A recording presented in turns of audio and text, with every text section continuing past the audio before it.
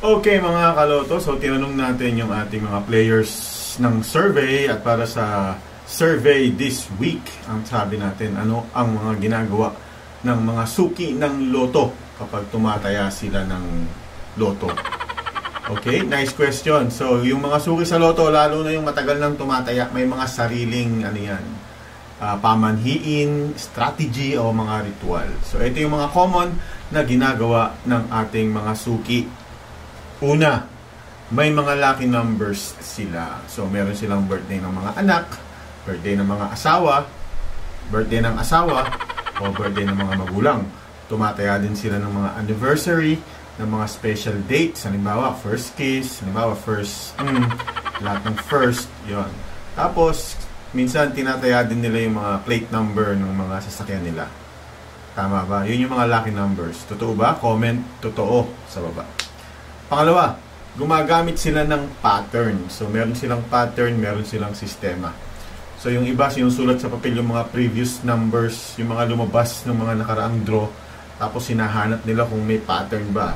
O, ganito ba? So, ang pagitan ba? Ganito. So, lumabas to ganito. Tuwing ganito, lumalabas. So, umanap sila ng pattern na pwede nilang hulaan yung susunod na lalabas.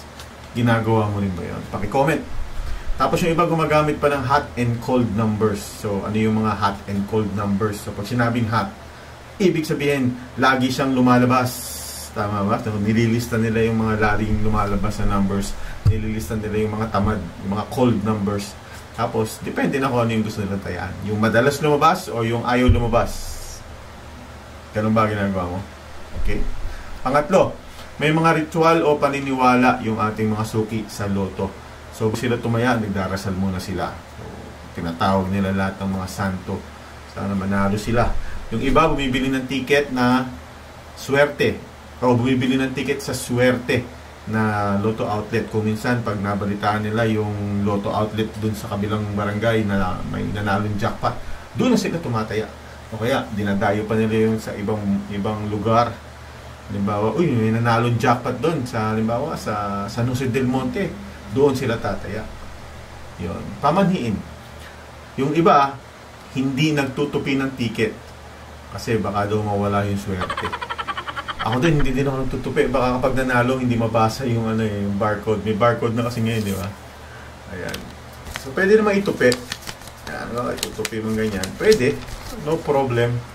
Kaya lang yung hayaang masira yung mga serial number, yung code. Ayan. So baka magnanalo ka, inis ka natin yan, hindi yan mananalo, hindi mabasa, hindi mo makiklaim.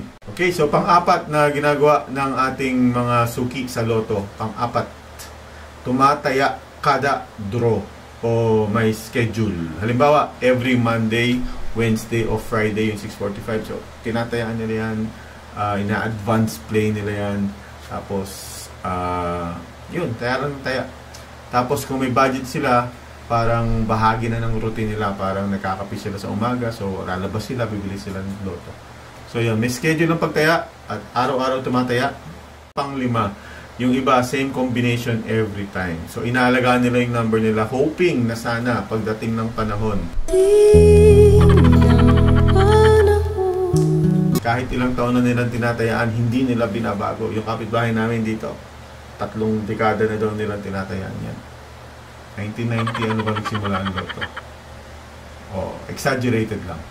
Okay, so yun mga kalaro, ang mga ginagawa ng mga suki nating players dito sa K3, dito sa lotohan ni Ellie. Kaya kung may mga nabanggit ako na ginagawa mo rin, paki-comment kung alin doon at sana manalo tayo.